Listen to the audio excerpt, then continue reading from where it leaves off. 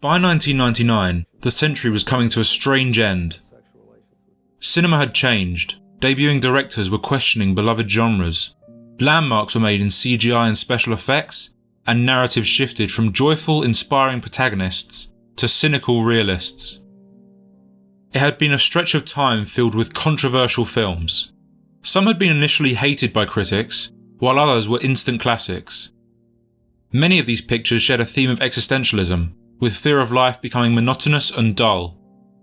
They commented on the growing materialism in America, and generally questioned the middle-class values of society. American Beauty became the perfect embodiment of the decade, and the Y2K angst went at its peak. The film's hype grew after the expensive purchase of Alan Ball's script by DreamWorks in 1997. Casting obscure talents like Kevin Spacey and Annette Bening intrigued critics and film lovers into believing it could be the ideal way to typify this strange period. The film follows Lester Burnham, a middle-aged husband and father who narrates our meeting with him while preparing for another tedious working day in suburbia. Look at me, jerking off in the shower. This will be the high point of my day. It's all downhill from here. Depressed, submerged, and dead already, Spacey's Lester defines the 90s protagonist. Benning plays his neurotic, domineering wife Carolyn, with whom Lester shares a miserable marriage. He despises her focused care for trivial things, and believes that she has become lifeless since they fell in love 20 years ago. Throughout the opening, we begin to understand our lead's apathetic outlook on life. He's bored and understimulated with his repetitive daily regime. Though he has created a comfortable living for his family, they don't respect him. Nice going, Dad. His magazine executive role is cushy and financially rewarding, but he feels trapped and undervalued. Another typical 90s character is also introduced. Jane, the Burnhams' rebellious but introverted teen, who features in the first scene of the film admitting to a handheld camera that she hates her dad and wishes him dead. Someone really should just put him out of his misery. The person behind the camera is later revealed to be one of the Burnhams' new next-door neighbours, Ricky Fitz, an oddball Jane's age, who collects hours of homemade film for some unknown reason. Parented mainly by his ex-Marine father, whose stringent discipline has pushed his wife towards a near catatonic state, it's clear that Ricky, as with most 90s adolescents, is just lonely. One of the first themes of the film is explored when a cheery gay couple welcome Colonel Frank to the neighbourhood, and he later expresses his disgust with their sexuality to Ricky, who initially disagrees before faking his compliance. How can they be so shameless? It's the whole thing, Dad. They don't feel that's anything to be ashamed of. Well, it is. Yeah, you're right.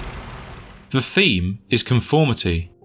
Both men are named Jim, have respectable suit-wearing careers, and are very generous, offering the Fitz one of the more middle-class hampers you'll ever hear of in an attempt to fit in.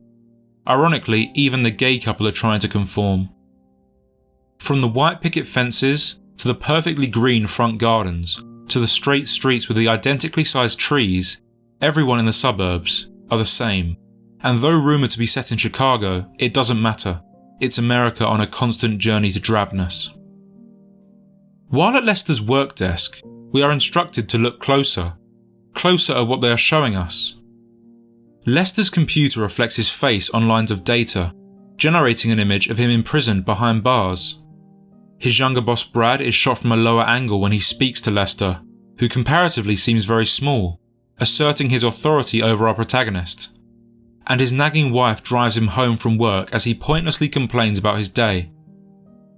Lester is trapped in a life that he hates, where his days are dominated by his job, at which he has the constant reminder of aging and becoming obsolete at the hands of entitled yuppies. He's mad at the very system that he's come to realise he's now a part of. Everything changes during the opening ceremony of a high school basketball game, of which Jane is involved as a cheerleader. Lester, who initially expresses typical boredom, is completely entranced at the sight of his daughter's best friend Angela Hayes, with whom he becomes infatuated, later fantasizing about her.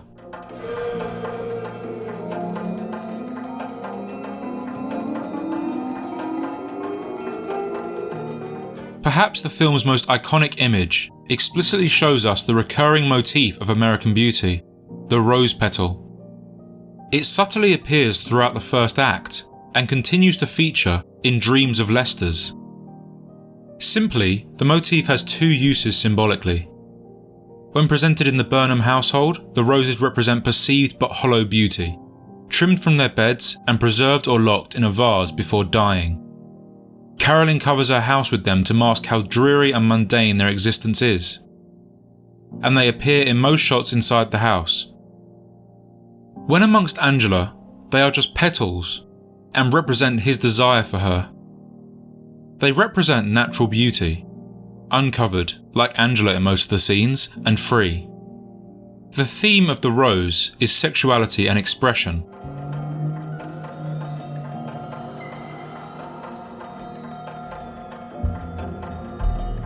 Lester has been repressed for years now, unable to live how he wishes, with essentially all love, passion, romance and liberty closed off. But Angela triggers his decision to change things.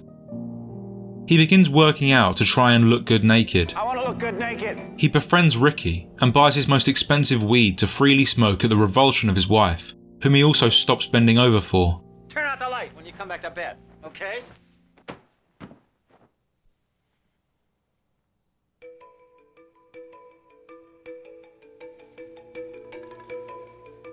He epically quits his job and blackmails his boss for $50,000, finding employment at a fast food chain. I'm looking for the least possible amount of responsibility. And begins listening to 70s rock anthems of his youth. Call it the ultimate midlife crisis, he even buys a 1970 Pontiac Firebird, his childhood dream car. 1970 Pontiac Firebird, the car I've always wanted and now I have it. I rule! So there's the general extended spoiler-free premise. A middle-aged, rather well-off, suburban, straight, white family man is going through a crisis, triggered by seeing a 16-year-old cheerleader perform at a high school basketball game. Original in its concept and execution, the audience of the 90s couldn't get enough of this movie. In 1999, following its release, American Beauty rapidly developed a keen cult following, mainly of young adults, to which the film openly spoke. Its elegance, attractiveness and poetic undertones obsessed angsty high schoolers whose life inexperience gave them a narcissism addressed in the movie. Seeing their American parents' obsession with material objects attracted millennials to the idea of natural beauty, and witnessing young individualism of these teen characters identified them with Ricky and eventually Jane, who are ultimately our film's heroes. Powerful quotes and scenes resonated with teens, and from here its popularity grew. Word and acclaim spread broadly across the nation, whose moviegoers were on a desperate search for the perfect film to close off the century and launch them into the unknown abyss of the 2000s. Critics and casual cinema-goers alike seemed to adore American Beauty, as it had an undeniable appeal. It promised Americans that they were beautiful, and they didn't need material wealth, a job, responsibilities, or a four-wheel drive Merc. Instead, Sam Mendes instructed us to look closer and discover beauty in dead birds, wind-powered plastic bags, and naked teenage blonde dancers. Much like Lester, the States were entranced. It was the best reviewed American film of the year, and went on to gross over $350 million globally. DreamWorks' expensive marketing campaign for the Academy Awards proved fruitful, as the cast and crew cleaned up. Their 5 Oscars in Best Director, Actor, Original Screenplay, Cinematography, and most controversially looking back, Best Picture, strongly supported the notion that American Beauty is not just a good movie, but a Hollywood classic.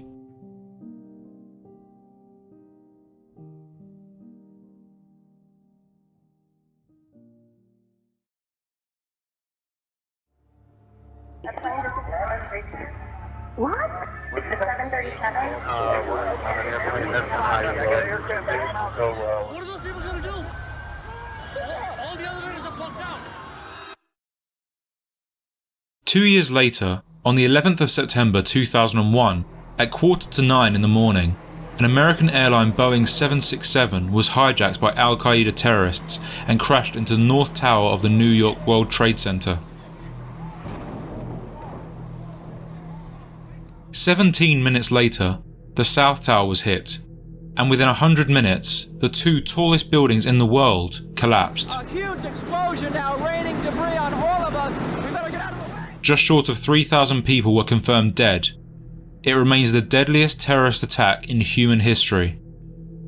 Images were broadcasted worldwide, and it was not only the most shocking event that many had ever seen, but 9/11 is amongst the most infamous days in America.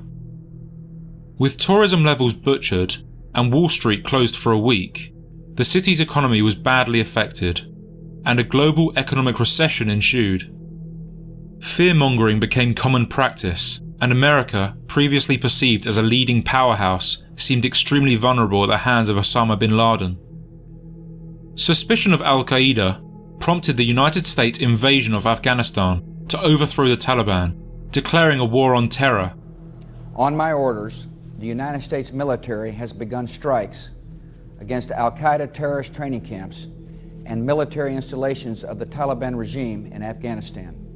Media subsequently suffered.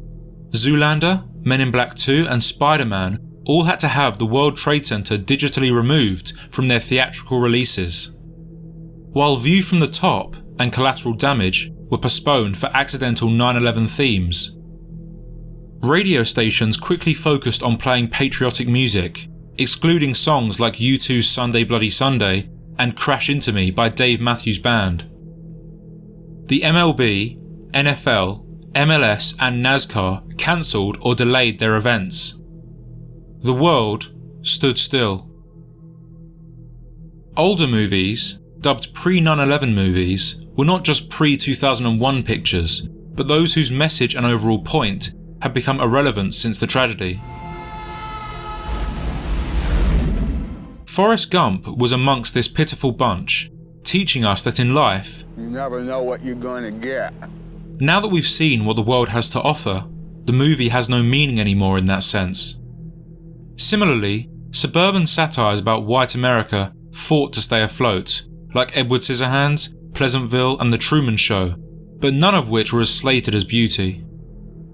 Hints of its decline began in early 2000, when, after its winter of accolades, the film received a nod for the renowned MTV Movie Awards, specifically for Best Kiss, having selected Lester's with Angela. Oddly, MTV failed to recognise the illegality of the minor's kiss with the 40-something-year-old, and DreamWorks rejected their request to include a clip, insinuating they weren't keen to glorify this relationship. This gave the film some bad publicity, and demonstrated America's blindness to the controversial aspects of the Best Picture winner. Further points were lost when Seth MacFarlane mocked the film a couple of times across a few episodes of his hit adult cartoon Family Guy. In 2001, the Late August episode parodied the dancing plastic bag scene. Look, it's dancing with me. It's like there's this incredibly benevolent force that wants me to know there's no reason to be afraid.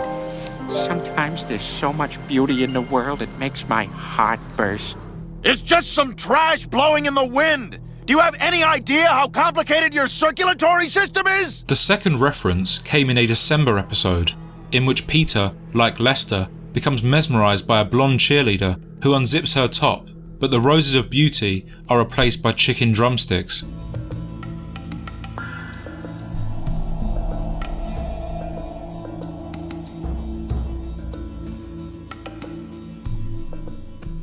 Having settled nicely at the top of many American film lists, these events struck a chord and fans stepped back to reassess the whole picture.